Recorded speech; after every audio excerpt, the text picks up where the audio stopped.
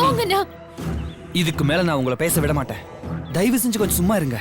சரண உண்மையை பேச விடுங்க. இல்ல ரவி. சீதா பயமுடு. சரண் நீங்க சொல்லுங்க.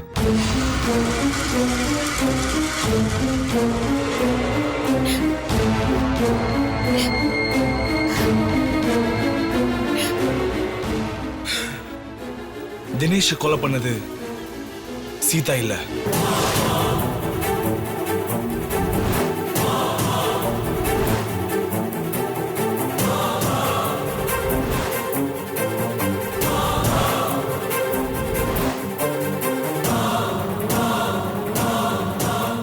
தினேஷ் கொலை பண்ணது நான் தான்.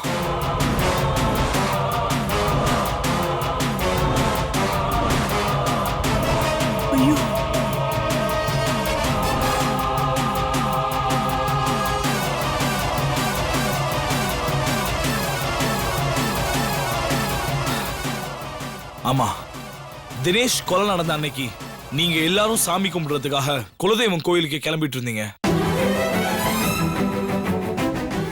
அப்போ நான் உங்களை வழி அனுப்பிச்சு வைக்கிறதுக்காக இங்க வந்தேன். சீதா ரொம்ப அவசரமா வீட்டை விட்டு வெளியே போயிட்டு இருந்தா. சீதா பரபரப்பா ஆட்டோல ஏறி போறத பார்த்து நானே பதறி போயிட்டேன். வீட்டுக்குள்ள வந்து பார்த்தேன், நீங்க எல்லாரும் இங்கதான் இருந்தீங்க. சீதா மட்டும் ஏன் இவ்வளவு பதட்டமாவும் வேகமாவும் போறன்றதை நான் யோசிச்சேன். ஏதோ ஆபத்து ஏற்பட்டிருக்கும் நான் யூகிச்சேன்.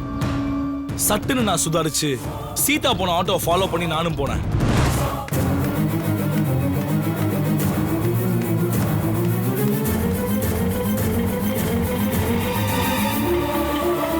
ஆட்டோ நிறுத்துங்க.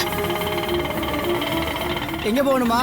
அண்ணா வடபழனி போகணும். எங்கம்மா? அந்த முருகன் கோயில் இருக்குல்ல, அதுக்கு பின்னாடி ஸ்ட்ரெயிட் போகணும். போலாமா? ஏறுங்க. கொஞ்சம் சீக்கிரம் போங்க. சரிம்மா.